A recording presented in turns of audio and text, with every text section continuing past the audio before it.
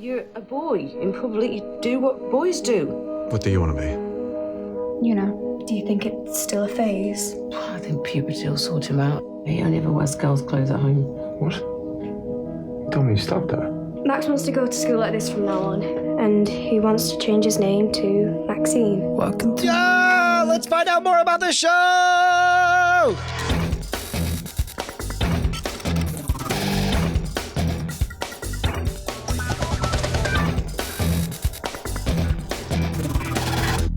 Welcome to Cordkillers, the show about watching the stuff you love, when you want, where you want, however you want. I'm Tom Merritt.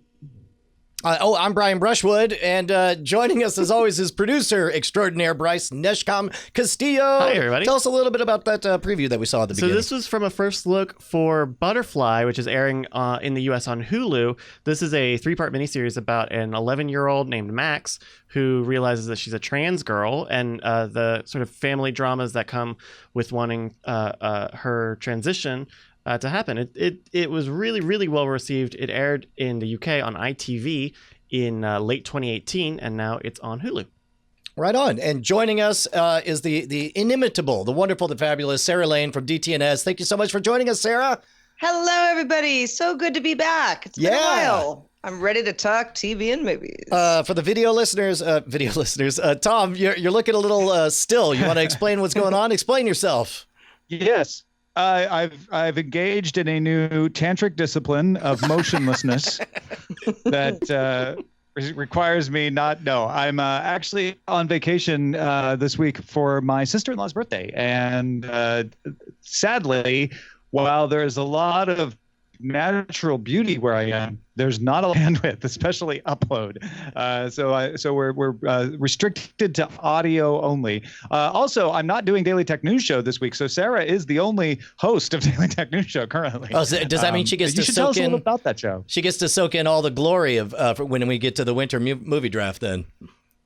Yeah, I mean, for anybody who's not already part of the DTNS army, as it were, get on the bus. DTNS is Daily Tech News Show. It's exactly what it sounds like, which is what I tell people anytime they're like, oh, what do you do? Daily Tech News Show. It's exactly what it sounds like. Where do I go? dailytechnewsshow.com. Cool. Okay. Yeah. All right, let's jump in on the primary targets. Netflix has joined the Motion Picture Association of America. That's right. The MPAA, you may not realize, is currently made up of Disney, Paramount, Sony, Universal, Warner Brothers, and Fox. Now, Fox is going to leave soon when Disney finishes its deal to acquire it, because it'll be Disney and Fox. They'll be one company. According to Politico, bringing companies like Netflix into the fold has been a goal for the MPAA CEO Charles Rivkin, who took over the association in September 2017. So this is a big moment for a historic organization. Meanwhile, speaking of Netflix and the established Hollywood organizations, Netflix's film Roma was nominated for 10 Oscar awards, or major Oscar awards, including Best Picture and Best Director. It tied with The Favorite for the most major nominations. Netflix's The Ballad of Buster Scruggs, directed by Ethan and Joel Coen, received 3 nominations. Netflix's Endgame got a nomination for Best Short Documentary. And streaming service Hulu got an Oscar nomination for Minding the Gap in the feature documentary category. The award winners will be announced on February 24th.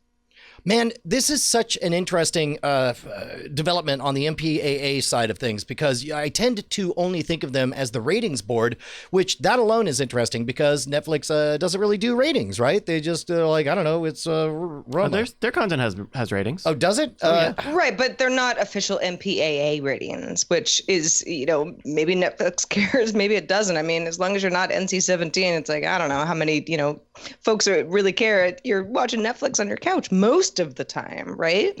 I actually I posed the question. We talked about this on DTNS when the original report came out that Netflix might join the Motion Picture Association of America, and I was sort of like, okay, well, how much does Netflix care? I get that there's cachet in joining it. You have more access to, theater distribution or various accolades that are probably some industry specific stuff that even I don't understand. But at the same time, you mentioned Roma.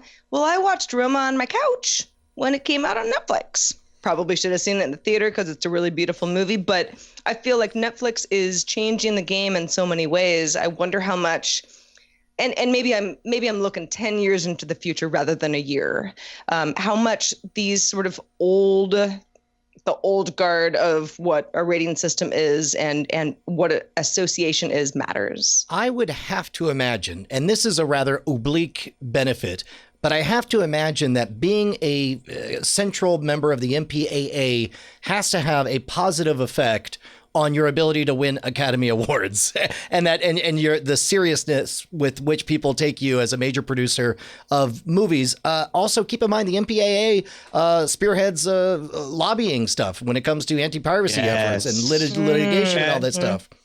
Anything around regulation of the movie industry. The reason you think of them as ratings is that's the one thing that is most visible. But what the MPA is protected and able to function well for the studios involved in it, Netflix being part of that is going to change that conversation. Netflix historically has been pro net neutrality. Netflix historically has been, rather middle of the road on copyright rules, a little more permissive on that sort of thing. Although they do implement DRM, it's not like they're anti DRM or anything like that, but they're a little farther to the center than the rest of the studio. So it'll be interesting to see how much of an effect they have on that. Certainly in regards to relations between movies and theaters is probably going to be the biggest influence that Netflix wants to have by joining this organization. Yeah, weirdly, if there's anybody quaking in their boots right now, I got to imagine it's movie theater owners, because they, of course, are strong proponents of maintaining very large windows between movie releases and showing up in the living rooms. And my guess is, by virtue of Netflix being there, MPAA's official stance on that probably says, well, do we have to wait however many days before movies show up in the living rooms? The studios right now have a friendly relationship with the theaters, but they wouldn't mind changing that window and having Netflix come in on their side to work on that with them, with the theaters. Certainly is going to benefit Netflix, and probably the studios would like a little bit of that weight and the ability to resolve this so that you don't have these weird situations where Netflix is, constantly in battle with awards areas, like the film festivals and such. So how do we feel about all these Best Picture nominations? Well, okay, so I've seen, I guess, everything that we just mentioned. Roma, I watched twice. I cried really hard twice. It's a wonderful movie. I think it deserves all the awards. But I want to hear more about this. But can I tell you, I got intimidated because I clicked on Roma, and right before I hit go, it said match for Brian 64%, and I was offended. I was like, "Who do you think I am, Netflix?" And I started it, and it got through like the first title card. I was like, "Yeah, maybe you're right." And then I was like, "Maybe not now. Now's not the right time." It is one of those movies. I always tell people it's the sort of movie that, it's an incredible movie. I would never say otherwise. But if my mom was like, hey, I want to watch something, should I watch Roma? I might be like, maybe not. It's a little bit like the reason I still have never seen Schindler's List. It's like on my schedule of to-dos, there's never a time it's like, what I'm in the mood to do? Cry. Yeah, it's a lot. It's a real heavy movie, but so's The Favorite in its own way. I probably, if I had to choose between the two, I would be more of a Roma supporter than The Favorite. But I also found it very entertaining, very strange. I watched it blind, didn't know anything about it. I thought it was supposed to be a comedy about the royal family. I don't know who told me that or how I got that wrong, but I kind of went into it being like, this is going to be funny. And afterwards, I was like, that was psychotic and really good, but pretty crazy. It was a crazy movie. Tom, is this the first Academy Award that Netflix has been up for, or certainly the most, right? Well, I think it's the first. Yeah. But it's certainly the most. Yeah, Netflix has been awards in the documentary category before. Got it. Okay, so we got something for in the fiction space, but also to go from essentially nothing for in major categories for fiction, and then go to 10, and then also bonus round just dunk on the Academy Awards with the Coen brothers. That's pretty amazing. Yeah. And I mean, that's why it's like I think Roma MPAA, should okay. win. I think Roma should win, and I think it'll be interesting to see if what the politics of acceptance of Netflix with all the controversy over their theater, because a lot of directors are sort of upset with Netflix over not wanting to give windows. They did give a limited window to Roma, so that it ran more in theaters more than Netflix stuff usually does exclusively. Usually Netflix stuff has not run exclusively in theaters at all. So we'll see if that was enough to make people not be against it. Because I think if this had come out from one of the major studios, it would be a shoo-in. Well, and one of the things, reminder that the Oscars are voted on by the Academy, and the Academy is a bunch of people who work in the industry, and a bunch of people who work in the industry in general want to see their faces on the big screen. They want people to gather together and at the altar of the silver screen and feel good about it. So I think that some amount of this dam bursting effect had to be the fact that they at least gave a nod to windowing. It's like, fine, we'll release in movie theaters or whatever. But now I wonder, like, they got the nominations, but I wonder if the Academy in general is going to want to pull back, kind of like we saw with Avatar. There was an initial fear of like, yes, it is a technological marvel, but I am an actor and I am afraid of being put out of business by computers. And so Avatar got snubbed in a way that I didn't think was quite fair at the time. Do you think that any of that, Sarah, is going to factor into how many awards it actually gets received? Like is Roma going to get snubbed because of that? Well, I think anybody who works in Hollywood in any capacity that understands length and budget of a movie, from a screenplay to a concept that gets greenlit to production to editing to actual release to the public, is usually years, right? So think about, at the Oscars, everyone's sitting there and clapping and, hoping that the people who, like you mentioned, people who are part of academies are invested in their own projects, and everybody's kind of in the same industry. So something winning that can be advantageous for somebody who's working on something that the rest of us aren't going to see for a couple of years, but is very much in the works. That all has to be factored in. And that's a movie making machine. It's been done this way for years. And yeah, sure, the Netflix folks are shaking things up a little bit, but I think that we're still working under some pretty old guard realities. Yeah. What we need is something to shake things up, like a new way to finance movies, something like a little thing called patreon.com/Cordkillers. Go ahead, steal our idea. It was our idea first, Hollywood. Go for it. Hey, Tom, do you know what is special about the number 42? So many things. I can't begin to enumerate them. There's that many things that are special about that number. Specifically, it is the number of dollars short we are of our ongoing goal number. So, oh my goodness, we are so close. Thank you to all of you, beautiful, beautiful new bosses who gave us infinite raises. Last week, I asked you guys to let us know if you're going to give us an infinite raise, going from $0 to even just $1 per episode. Makes all the difference in the world. We got some emails. Our new boss, Michael, says, thank you for the great podcast. Finally decided to give you an infinite raise. Also, he bought the Night Attack album, which was super nice. Also, nice. David says he gave us an infinite raise. Thank you to all of you guys. You are making magic happen over at patreon.com/Cordkillers, keeping us loud, live, and independent. Man, I'm infinitely happier about this. Yeah, which it makes me feel like 42, the answer to life, the universe, and everything is also the answer to infinity. Yeah, 42 equals infinity. Don't ask a mathematician; they'll get it wrong. Let's talk about how to watch. Okay, so a couple of things that Sarah and I also talked about Daily Tech News Show. Hulu announced it will lower the price of its ad-supported subscription plan from $7.99 a month to $5.99 a month starting February 26th. This comes after Netflix announced a price increase for all its. The ad-free subscription will remain the same, not getting a raise or a decrease, $11.99 a month for that. The Hulu Live TV service actually is getting a price rise, though, from $39.99 to $44.99. Now, if this makes you think, gosh, I really wish I had an easier way to compare all these stupid packages and how much they cost. Suppose.tv, which we've mentioned before on the show, has a tool for selecting what channels you want and matching you with the appropriate TV providers. And it's adding a new feature called TV Service Alerts.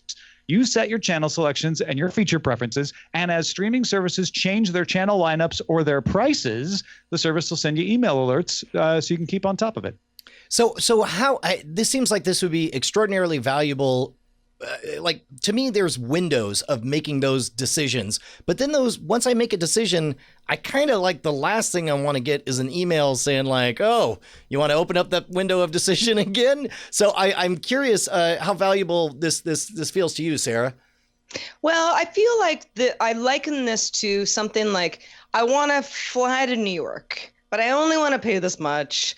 And prices change all the time, and I just don't have time to be on kayak every day. So email me when something becomes, in my window. So suppose TV can give me an email alert where I say, hey, I don't want to pay for Hulu at this price, but if for whatever reason it drops to this price, or if I get the show that I'm really hoping that they'd pick up as part of the package, then then it becomes more attractive to me.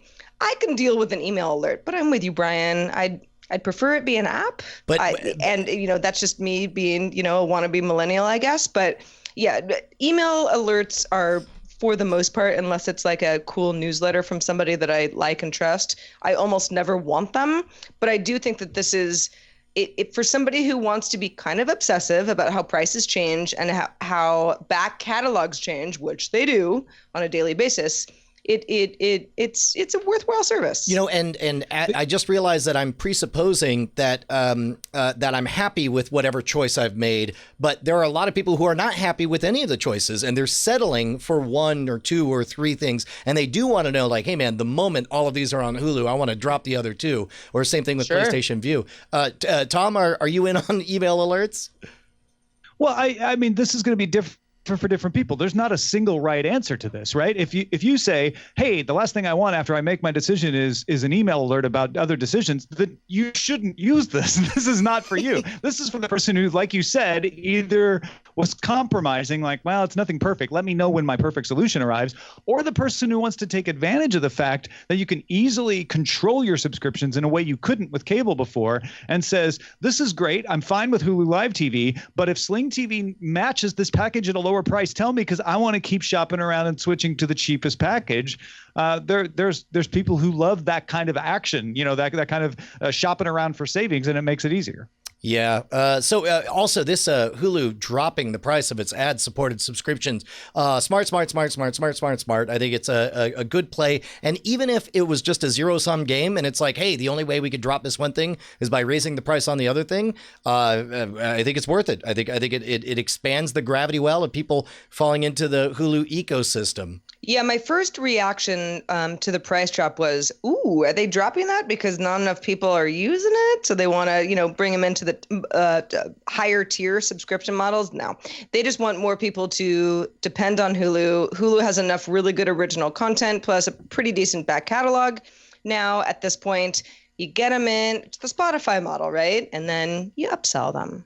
Yeah. I think the Hulu marketing department feels really, really good about this, because not only were they able to hide their price increase for Hulu Live behind every headline saying Hulu drops its prices, they also had it happen like a few days after Netflix raised its prices. So a bunch of outlets not only helped the Hulu marketing department by putting the price drop in the headline, but said, as Netflix raises its prices, Hulu lowers its. And the fact is, like, this is Hulu's ad-supported subscription.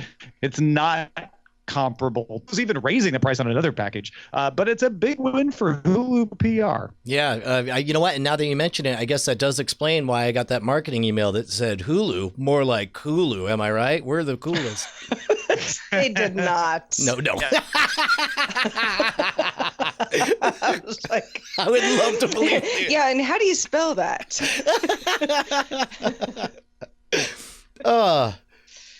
Shall we move on to right. what to watch? Time to talk about what to watch. Yes. Took the words right out of my mouth.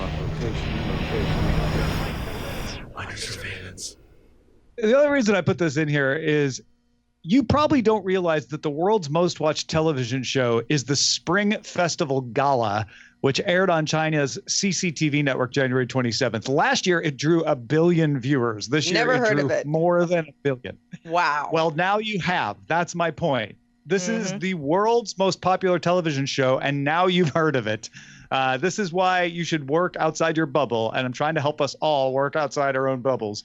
This year's news is that Huawei tested China's mobile 5G network by streaming the show in 4K over 5G, but just really interesting to think like, this is the world's most watched television show. No, and you probably didn't watch it. Well, and I remember a couple times I did a Magic TV special in Indonesia, and right before, like literally, we were about to go on stage, and I'm like, oh yeah, how many people are watching this? They're like about 100. And I'm like 100. And then dot and they're like million, and it's like, wait, what? And it's like, yeah, Indonesia's 300 million people, so about a third of them are watching. That nobody uses cable or satellite. Everybody uses broadcast. That's the way it is.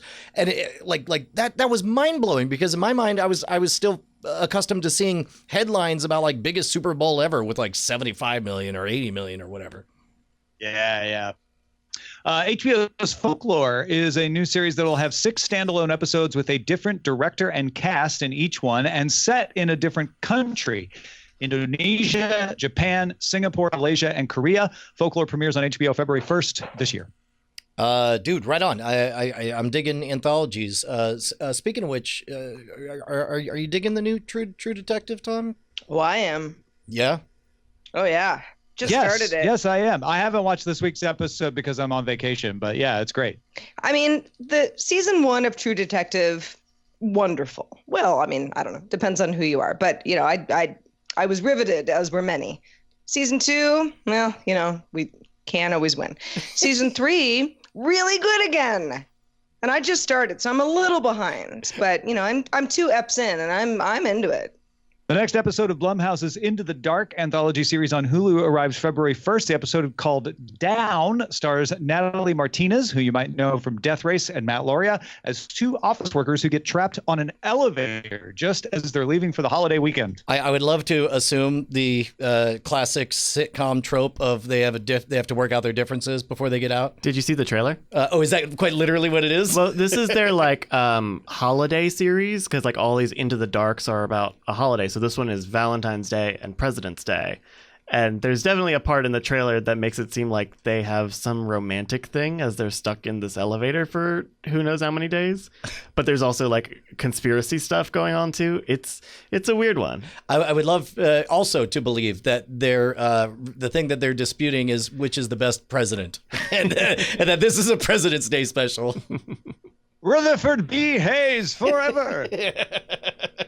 The Expanse Season 3 had been lagging behind appearing on Prime Video because of a bunch of rights issues, but it's on Amazon as of February 8th. Season 4 will be the new one that's coming to Amazon Prime Video. We still don't have a release date for that.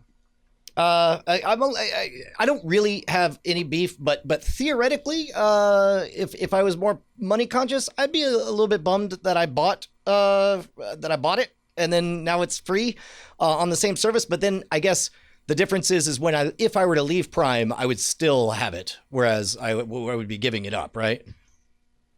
Yeah, and also if you were super money conscious, you would have known it was going to show up somewhere. You just maybe would have waited. Well, keep in mind, I did buy it when. That's true. Yeah, you're right. Okay. Sony added Cheddar Business to its base PlayStation Vue tier, and Cheddar News to its Elite package, which also is part of the Ultra package. Cheddar is a digital-only channel that you cannot find on traditional cable, but it's available on all these streaming services: Hulu Live, YouTube TV, and Sling TV, and of course now PlayStation Vue. I know we talked about this before. Was Cheddar a rebrand of Crackle? Am I misremembering that? No. Mm-mm. Okay, no, just totally different. And okay. and It's business. it's funny because it's sort of MSNBC for millennials, or with a little TRL mixed into it. They've got kind of we're in New York City and everybody's young, and you sort of see the folks walking around behind us type thing. And I would be perhaps a little quicker to dismiss it, like, well, what, it's young people talking about business, but they break a lot of stories. And we talk about a lot of those stories on Daily Tech News Show, and to the point where it's like, Cheddar is a network to watch. I mean, I feel like I already pooped the bed by mixing up Cheddar and Crackle, so I was out. Well, Cheddar is what you would spread on a cracker, so I can see why you would put those together. Yep, there's mild, Netflix there's sharp, all sorts of stuff. Netflix announced the development of a feature-length film based on the fantasy comic Reborn from Mark Miller and Greg Capullo. The comic is about a woman who learns people go to a world of monsters and dragons when they die, but for some reason, her husband did not. Chris McKay of Lego Batman will direct, and Sandra Bullock is producing. Again, more diversity, more outrageous ideas, because I wonder what that sounded like in the pitch meeting. But Netflix, picking up all the weirdest pieces of the puzzle. And Miller World. This is the continuing content feed from Miller World starting to crank up. Well, I was not familiar with this project ahead of time, but I love that Sandy Bullock. Yeah, she probably has very little to do with this since she's producing. She may just get some money in it. But hey, if she likes it, right, can't be bad. Yeah, it's a little name cachet. And Sundance is going on right now. So we're starting to get all the reports about who's buying what films. Amazon has bought the rights for Mindy Kaling's Late Night, political thriller starring Adam Driver called The Report. Also got bought up by Amazon, and Netflix has bought the rights to Ron Howard's adaptation of the J.D. Vance memoir, Hillbilly Elegy. Do we feel like Amazon is falling behind? Is there an Academy Awards gap that we need to be focusing on and making hay out of? No, Amazon kind of skipped the cycle this year. They were the darling of the Oscars last year. And everyone thought Netflix had fallen behind. So, if you want to get caught up in the cycles, then sure, Amazon's on their off foot. But my guess is we're going to see Amazon, back in the race, and probably Netflix also still in the race. We're just going to continue to see them putting out more and more competitive content. Tell you what, let's get on to Eyes On. Sarah, tell us what you've been watching. All right, so I this has probably been mentioned on the show before, but over the weekend, I did my whole sort of like, no one call me for 48 hours. I have a lot of television and movies to catch up on. And so in that sort of strange Thai food, semi-conscious state that I was in, I watched both of the Fire Festival documentaries. So that's the Netflix one and that's the Hulu one. And I watched them, the Netflix one first and Hulu second, not by any chance, just that's the way it went. And I was riveted by the story. And for anybody who's like, what's this about? It's about a New York-based company that had another product and decided to throw a festival in the Bahamas. And it was an S show from the very beginning. And it got progressively worse. And there was some fraud involved and scamming and quite a story. So what's remarkable to me is that the people who sort of funded and fueled the Netflix documentary is in part a company that is happy to see the Fire people go down because they were sort of duped. The Hulu version of the documentary, and by the way, the end result of both is that it was a music festival that was never going to happen. It was poorly planned. They never had the money. People were super disappointed as festival goers. That's the takeaway from both documentaries. But the Hulu documentary actually has kind of the mastermind behind the whole thing, who's going to jail on record, in a dark room, well lit, giving sound bites about why he isn't actually a con man and a scam artist and everything. And it is so fascinating. I don't know if you guys have watched this stuff back to back, but if anybody kind of cares about the idea of smoke and mirrors and this whole sort of like millennials love the Instagram life, and so we're going to create this thing that's total vaporware and doesn't really exist. It is one of the most eye-opening views into this whole thing that I have seen in some time. I might watch both again. Yeah, I was really surprised because you would think that like one would be the bad one and the other would be the good one, but they were fairly comparable. I think as far as the production and story, I like the Hulu one more. But full disclosure, I saw the Hulu one first, which I think also colors things because you sort of dig whichever first version. Yeah, everyone knows their first Doctor, a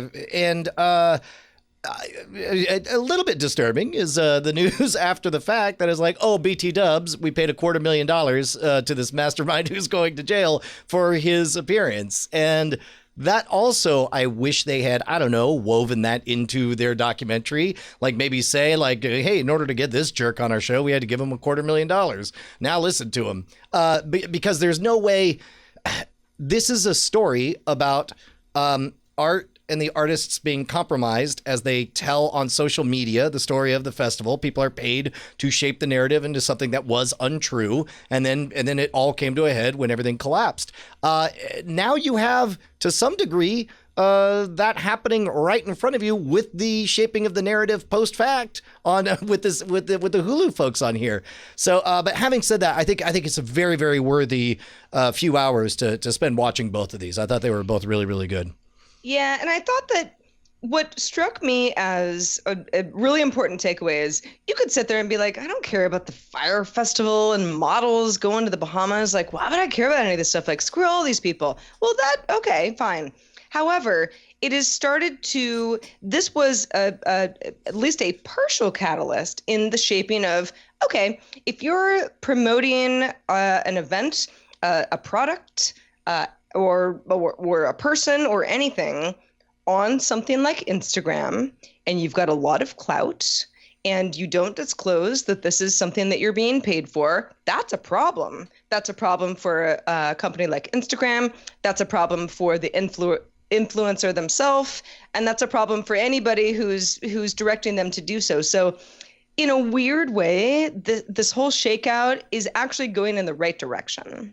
Yeah, I think it certainly spells out a bit of accountability for that. And, there was a time that I think there was a temptation to roll your eyes at having to disclose getting paid for a single tweet or whatever. But man, this rolls back my opinion on that. Like, yeah, you should disclose if you're getting paid for a particular tweet. Did the Netflix one disclose that they were produced by Jerry Media? I think that was the Hulu doc disclosed that Jerry Media was producing the Netflix documentary. That's what it was, right? Yeah, but it's a little bit of. So yes, it came out, but no, it was a little bit that was shrouded, and we're not totally sure what's going on here. Yeah. On the Netflix side of things, real quick, and I know we don't have too much time to talk about this, but I also watched a very different documentary over the weekend called The Sentence. This is something that came out in September of last year, I believe. So it's a few months old. I had not seen it before. And this is a true story about a family that was affected by one of the siblings going to jail for something called like a minimum sentence that had to do with the drug-related mandatory offense. Minimum, yeah. Yeah, exactly. And it is one of these documentaries where her brother just happened to be a videographer and really, really interested in telling stories and really good at it.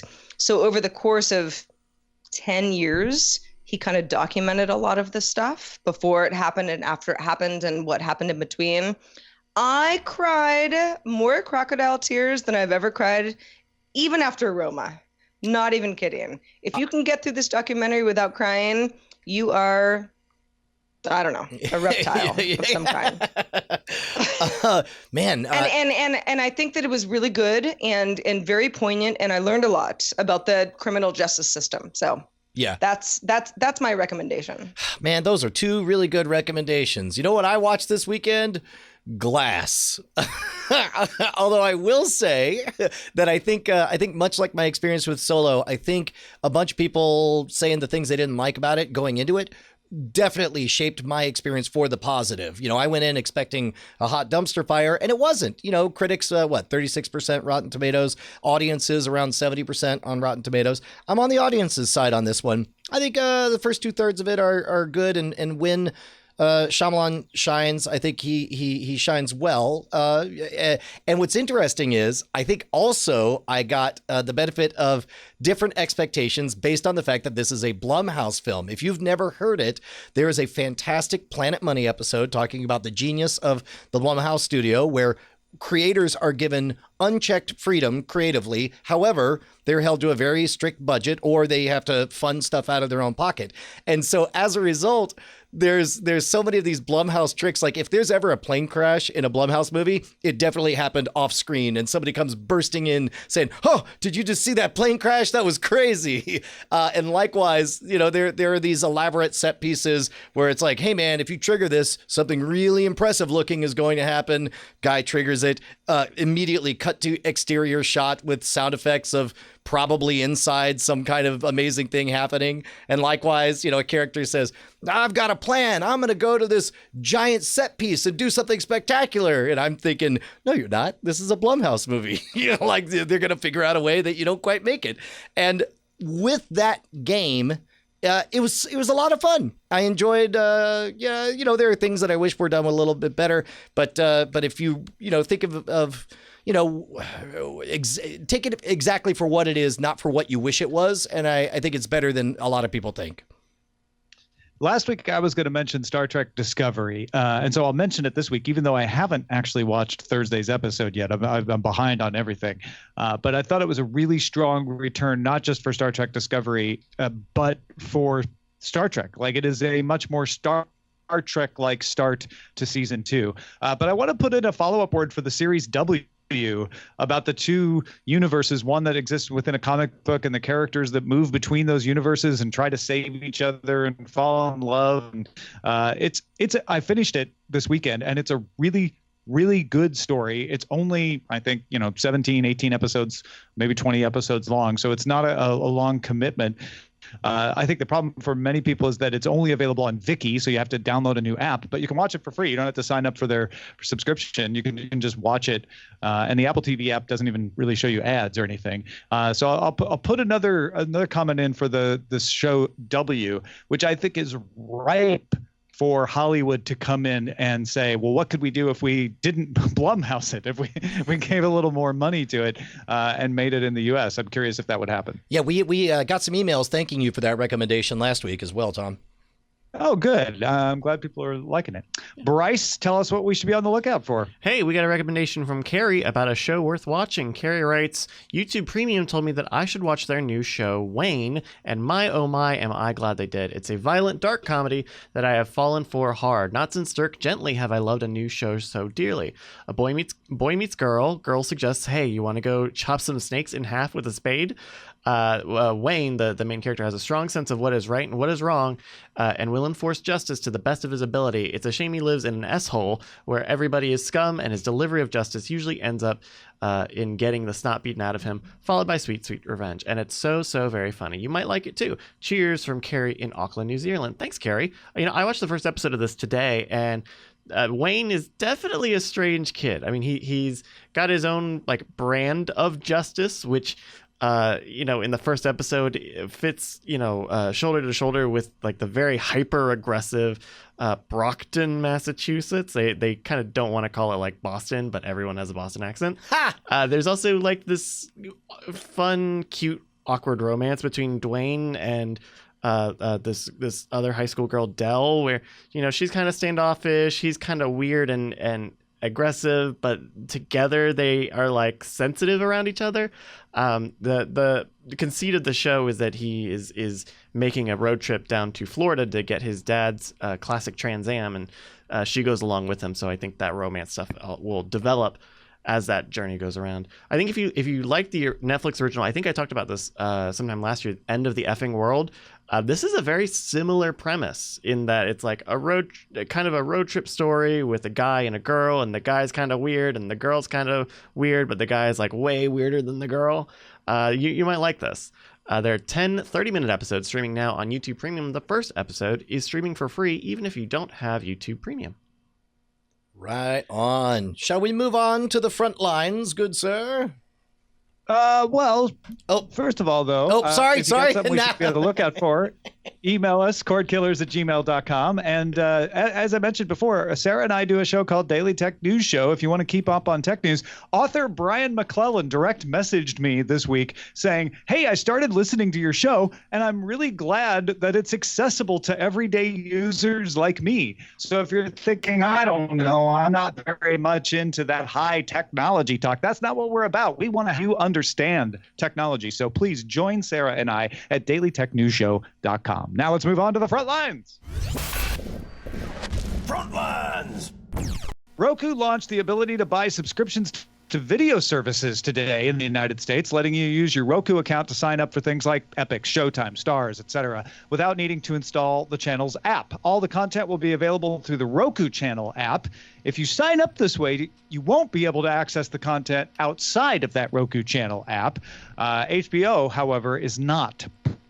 This is the same story we when it first broke that we were comparing it to what they do on Amazon, right? Yeah, pretty much. Yeah. Do you think you're going to use this, Sarah? I am an Apple TV user pretty much across the board. I have a Roku, and I get in there from time to time, mostly for research purposes more than content purposes.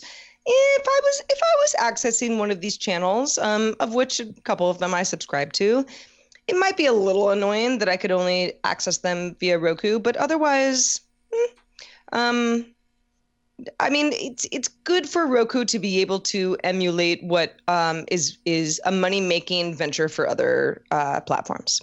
Yeah, although it does really matter that it's all tied inside the Roku ecosystem. Meanwhile, Viacom is buying the ad-supported Pluto TV and plans to put shows from MTV, Nickelodeon, and Comedy Central, as well as movies from Paramount on it. Pluto says it has 12 million viewers, 7.5 million of whom watch on a television.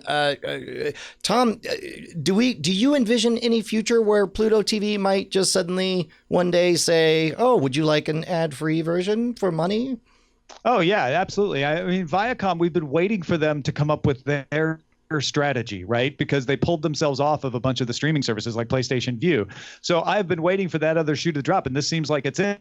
They're going to buy Pluto TV and turn that into the Viacom service because they have a nice little platform and talent there. You know, before we move on, we talked about the story last week when it broke, and our guest at the time was like, Pluto TV, never heard of it. Well, I worked for Pluto TV. Yeah. Before I joined DTNS full-time, I was actually a contractor with them for about 6 months. So I'm pretty familiar with the model. And the whole model is to emulate cable television, but all in an app format and ad-supported so that the whole thing is supported. If Pluto can be, while owned by Viacom or otherwise, be able to offer a more premium package, again, that could rival something like YouTube TV, which is right now the going rate for, you want something that looks like cable that is a lot cheaper than cable, that would be the one that I would point somebody to. Well, now it gets a little bit more interesting. Yeah. And by the way, YouTube TV is at 95 markets in the U.S. Now says it's available to 98% of the United States. It hopes to reach the other 2% shortly. More than 90% of its markets have local affiliates from the top 4 broadcasters, which has been one of their big advantages, is having more of those local television stations available depending on which market you're in. So, in general, I've really enjoyed my PlayStation Vue experience, but as I'm not always on cable television. I'm seeing the kids not always on it. There is some appeal to just having everything under the YouTube banner because I'm already on YouTube Premium. Is it time for me to consider jumping ship? Should I give up my my PlayStation Vue experience? You're going to laugh at me. I'd probably go to suppose.tv and compare the packages and say like, hey, is this actually, got more channels for a cheaper price? Yeah. Interesting. I guess I hate. Anyway, Sensor Tower estimates that the top 10 video subscription services brought in $1.27 billion in the United States in 2018 in the Apple and Google App Stores. That's up 62% from 2017. Netflix led the way, followed by YouTube, HBO Now, Hulu, YouTube TV, Stars, MLB, CBS, Showtime, and Crunchyroll. Man, that's a lot of cash. I mean, I guess just are we seeing exponential growth? Is that going to slow down anytime soon, Sarah? None of these really surprised me. Besides Crunchyroll always getting in there somehow. I don't know. Dude, I don't watch a do lot not of underestimate Crunchyroll the power content, of the Crunchyroll. Yeah. Yeah.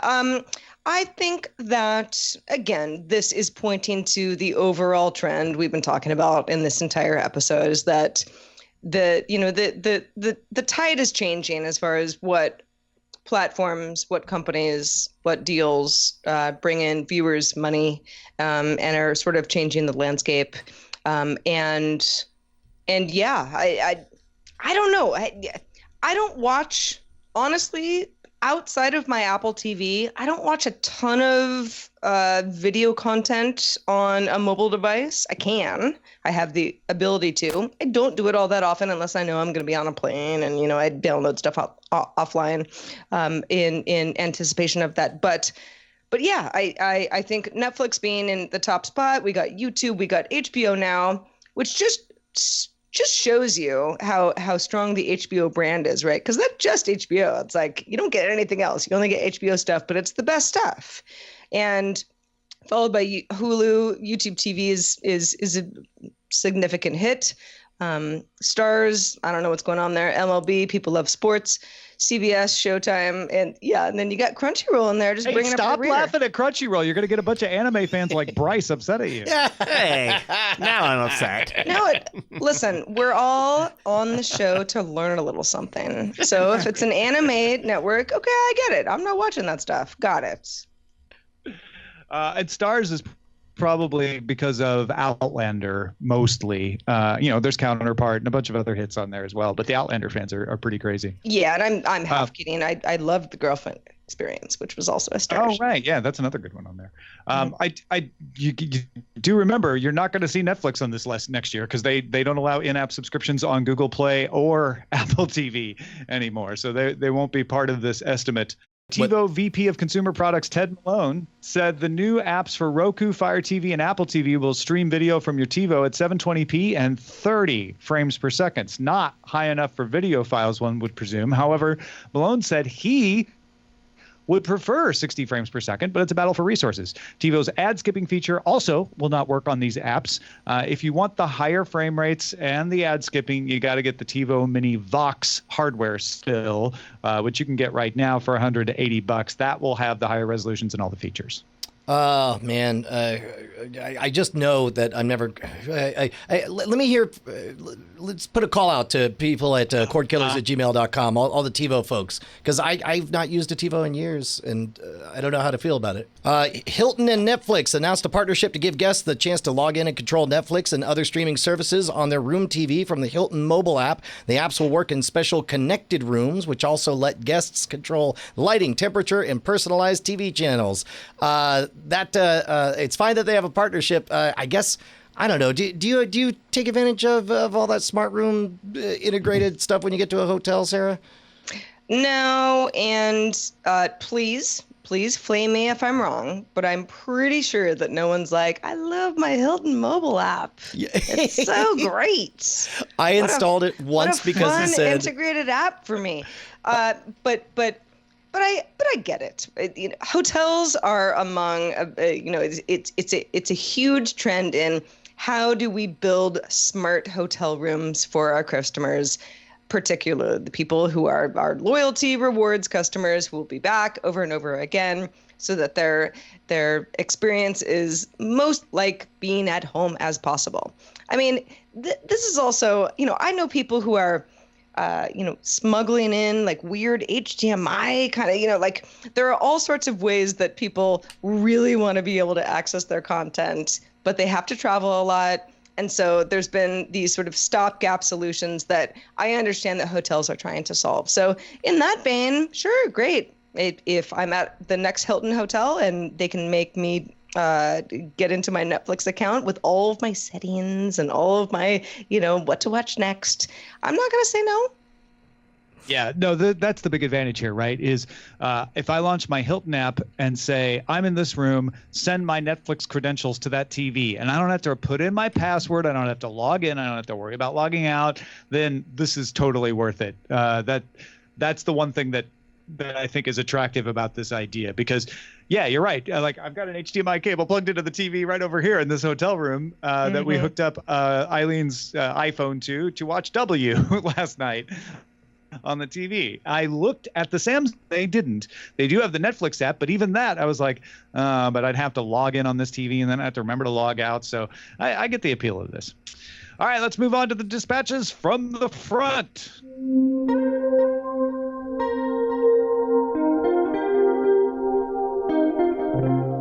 Got a couple of emails, one from Tim, who sent us a link saying, hello, some news about ESPN Plus subscription numbers. They signed up over 500,000 new accounts thanks to one UFC event. I think this might be their short-term strategy at ESPN Plus to use big events to get lots of subscribers in a short period of time. I wouldn't be surprised to see an NFL game exclusively on the streaming service in a few years. Tom, you think that's likely?